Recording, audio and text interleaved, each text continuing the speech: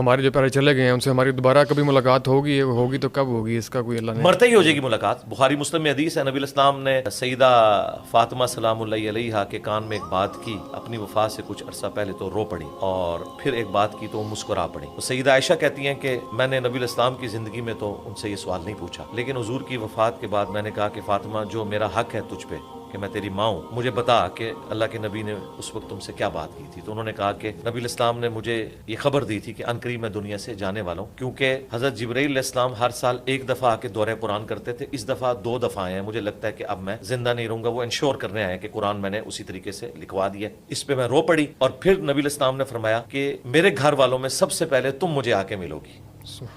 اس پہ میں مسکرا پڑی اور فرمایا کہ کیا تم اس پہ خوش نہیں ہو کہ تم جنتی عورتوں کی سردار ہو. تو نبی الاسلام کی وفات کے 6 مہینے کے بعد سیدہ فاطمہ فوت ہو گئی، صحیح بخاری میں آتا ہے. تو وہ مرتے ہی اپنے والد کے پاس پہنچ گئی الحمدللہ. تو مرتے ہی ملاقات ہو جائے. قبرستان جانے کی سگنیفیکینس کیا ہوتی ہے؟ اور جو ہم قبرستان اپنے پیاروں کے قبروں پہ جاتے ہیں تو وہاں جا کے جب دعا پڑھتے ہیں تو وہ کیا اس کو سنتے ہیں، کیا ان تک جاتے ہیں، یا ہمارا وہ ویٹ کرتے ہیں؟ اس حوالے سے ذرا رہنمائی فرمائیں. دیکھیں قرآن حکیم میں اللہ تعالیٰ نے جو اہل ایمان ہے ان کی نشانی بتائی ہے، ربنا اغفر لنا ولاخواننا الذین سبقونا بالایمان، کہ اہل ایمان وہ ہیں جو اپنے سے پہلے جو لوگ مر چکے ان کے لیے دعائے مغفرت کرتے ہیں. تو مرے ہوئے شخص کے لیے دعائے مغفرت کرنے کا حکم اللہ تعالیٰ نے سورۃ الحشر میں دیا ہے. اس کے بعد جنازہ رکھ دیا. بخاری مسلم میں حدیث ہے مسلمان پہ 5 حق ہیں، ان میں سے ایک یہ ہے کہ جب وہ مر جائے تو اس کے لیے جنازہ پڑھنا ہے، اس میں اس نے دعا کرنی ہے. پھر ابو داؤد میں حدیث ہے جب اپنے بھائی کو دفنا چکو تو قبر پہ اس کی قبر کے اندر سوالات کی استقامت کے لیے دعا کرو. اور اس کے بعد وہ چیز ہے جو آپ پوچھ رہے ہیں جو عام حالت میں ہے، یعنی دفنا بھی لیا، سب کچھ ہو گیا، اب جو آپ نے وقتاً فوقتاً جانا ہے وہ صحیح مسلم میں حدیث ہے کہ جب بھی قبرستان جاؤ تو ان کے لیے دعا کرو، السلام علیکم اہل الدیار من المؤمنین والمسلمین وانا ان شاء اللہ بکم للاحقون نسأل اللہ لنا ولکم العافیہ. سلام ہو تم پہ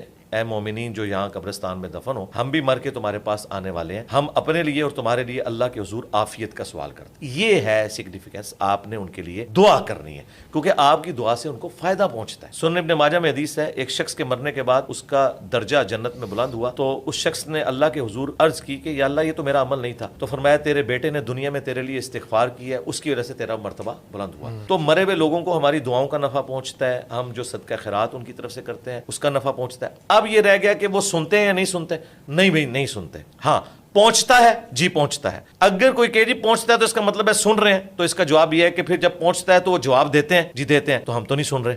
تو کہتے ہیں نہیں وہ جواب پہنچتا ہے. بالکل یہ برزخی ہے، یہ ان سین بیریئر. وَمِن وَرَائِهِمْ بَرْزَخٌ إِلَى يَوْمِ يُبْعَثُونَ، ان کے مرنے سے لے کر قیامت تک ان سین بیریئر. یہ جو کمیونیکیشن ہے نا وہ اس فزیکل ورلڈ سے تعلق نہیں رکھتا. ہمارا سلام بھی پہنچتا ہے، ہم نماز میں کہتے ہیں السلام علینا وعلی عباد اللہ الصالحین. بخاری مسلم میں الفاظ ہیں جب یہ تم پڑھو گے زمین و آسمان میں ہر نیک بندے تک تمہارا سلام پہنچ جائے.